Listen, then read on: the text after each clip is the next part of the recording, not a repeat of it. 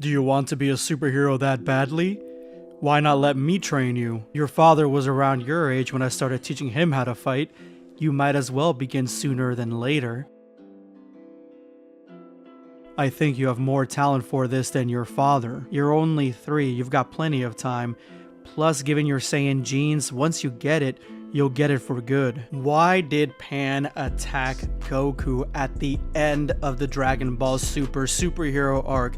That is the question that I have for you guys today, and today I have the answer. But if you think you know what the answer is, let me know in the comment section below. Give me your ideas before you continue the video. Once you do that, watch till the end of the video to see if you got it right or if you're close, because the answer is going to surprise you, trust me. And as always, huge shout out to my ground supporters. You guys know who you are. You're here every single day. I'm commenting, I'm replying, and you guys are always in the comment section.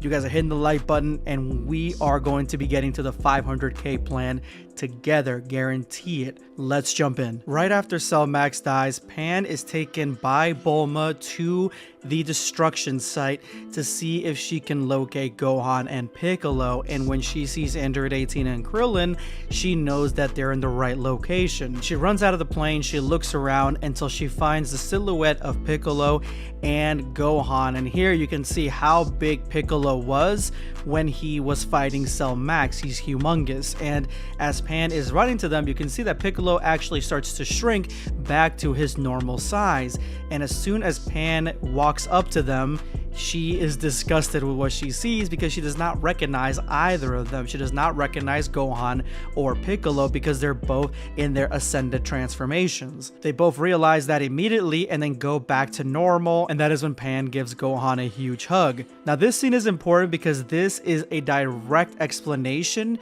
to what happens at the end of the superhero arc. When the same Gohan and Piccolo, they both go to pick up Pan from preschool, they see her and she's super excited, but she immediately sees Goku, and as Gohan is trying to explain who his father is to her, Goku and her lock eyes, and she immediately jumps into action and attacks Goku. Once Goku blocks, Pan is astonished that he would be able to block that, but then is happy because she realizes that this is Grandpa. She remembers him. So right now I'm going to be giving you guys the main explanation as to why Pan attacks Goku like this, and it is ironclad. This is the reason that she attacks Goku like this.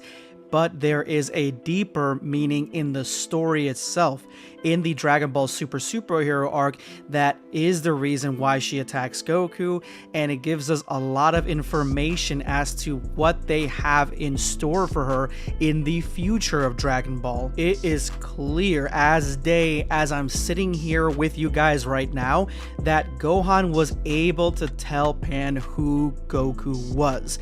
He is telling her here and then finishes it off right here, and then they lock eyes and she's surprised. She is told that this is your grandpa. There is no that Gohan didn't get to tell her right away, or maybe he was stalling, or she attacked him too fast and didn't know who he was. That was what we originally thought, is that Goku was somebody that was unfamiliar, like a stranger, and she had just gotten kidnapped, so that's why she attacks him right away. That's kind of what it seems like, but no, Gohan's able to tell her who he is to the point where they lock eyes and he says hi.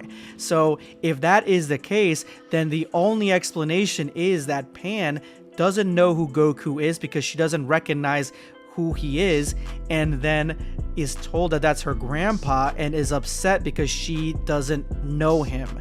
And that is a little kid that is 3 years old that is upset that the grandpa that is supposed to be their grandpa is not in their lives. And Goku it's not something far-fetched to think that he's not in someone's life, and this is Pan actively taking it out on Goku, literally attacking him point blank range because she is pissed off and she's upset as a child would be because you're not in my life. Where have you been? Where the hell have you been? But when she attacks Goku and they exchange blows as Saiyans, two opponents can know each other intimately in a fight. That's something that we've learned in Dragon Ball Z. So when Pan attacks Goku and he blocks and he's smiling like this, Pan realizes that he has only good intentions. This is her grandpa. He has only good ki, good energy, good vibes. This is my grandpa and I miss him. That is the vibes that she gets. She understands Goku through their brief interaction in combat. We see the same thing when Pan sees Piccolo and Gohan in the battlefield, but kind of in reverse, because in the battlefield she recognizes their outward images, like through the smoke. She knows that it's them because she can tell that it's them like through the way they look, but once she sees them and feels their ki, she doesn't know who they are. Like she's baffled by the way they look, and then they have to power down and go back to normal for her to be like, oh yeah, that's my dad and that's my uncle. So it's almost like the opposite. And you got to remember, like, this is a 3-year-old that's only been training for 6 months. She's been training for half a year, and look how far she's gotten in half a year. And that is exactly what Piccolo said, that she has so much potential, hidden potential, even more than Gohan. So that leads me to the deeper meaning behind this clash, and that is that Pan is now slated to be the heir to Goku's throne, to be the main MC, the main leader of Dragon Ball Super. In an interview for Dragon Ball GT with Kozo Morishita about Pan not going into Super Saiyan, this is what the article says. When Morishita was asked about Pan's avoidance of the form, the producer said the heroine never went Super Saiyan because Dragon Ball GT had a very specific role for her to fill. Dragon Ball GT had an episode where Pan is turned into a doll, but that episode established the pattern of Pan sets the incident in motion while Goku resolves it. It would break the pattern to make Pan a Super Saiyan and strong, but perhaps Pan could have become a Super Saiyan if the episode where she was turned into a doll had been a later one. So there you have it. Dragon Ball G didn't keep Pan from going Super Saiyan due to her lack of Saiyan blood. It all came down to the character being someone who Goku needed to save, and the Super Saiyan power-up would have made that need unnecessary. In the past, Akira Toriyama has commented on Pan and her Super Saiyan hesitancy. As a previous Daizenju installment revealed, Pan didn't have to worry about being a quarter Saiyan. After all, Goku Jr. was able to go Super Saiyan despite being Pan's great-great-grandson. The fact is that Gohan's daughter needed to be a damsel in distress for Dragon Ball GT to play up Goku's power, so that is how the show operated. In a second interview, Akira Toriyama says this. When asked what is the reason behind Pan and Trunks being selected as Goku's traveling partners, when the conversation came to let's go back to our roots, the very first thing that came to mind was that we wanted a character corresponding to an early Bulma to go on the journey with him, but it would be unreasonable to have Bulma of the GT era set out together with Goku just because of that. So Pan was chosen as a character who reminded us of early Bulma, and we were coming up with her personality as well. The staff were cognizant of giving her aspects similar to Bulma, such as her strong-willed nature and her extraordinary wherewithal, so she solidified as that sort of character. So Dragon Ball GT needed Pan to fill out a specific role as a damsel in distress to hype up Goku's power, but still having her feel like Bulma, because the original Dragon Ball GT first couple of seasons were about the Grand Tour, and it was about going back to the roots. That was that story. But I ask you this, what purpose does Pan fill in Dragon Ball Super? It is clear as day that in Dragon Ball Super superhero arc, the entire ending is all about Goku facing off against the next generation of Earth's mightiest warriors. First, he faces off against Broly. Then he faces off against Vegeta. Then he faces off against Gohan. All three of those are the main warriors to succeed Goku and take up the mantle, and Gohan's definitely going to play a big part and be hyped up because he is the last serious fight that Goku had at the end.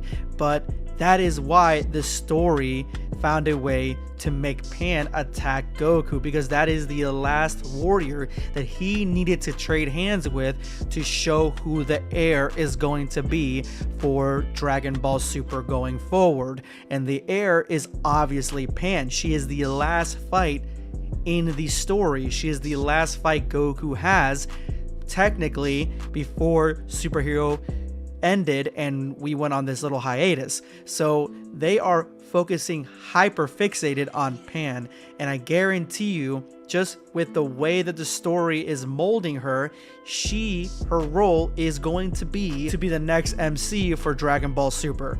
That is going to be her role. Now, I said it in the past, we can never really get away or get rid of Goku. Goku's too iconic, but having Pan, who is also equally in the same wavelength of being iconic because she was in Dragon Ball GT and she was at the end of Dragon Ball Z, I think that she fits that role perfectly well, and I do think that they build her up perfectly also in the Dragon Ball Super superhero movie and the manga. But let me know what you guys think of this. I'm just excited to get a badass female main character, and one that is actually powerful on her own merits and really strong by her training and also her bloodline, which again, Piccolo did say she had more potential than Gohan. So I think that she is going to be coming into some great things in the future when she turns into an adult. But let me know what you guys think, and I'll talk to you guys later. Subscribe for more content.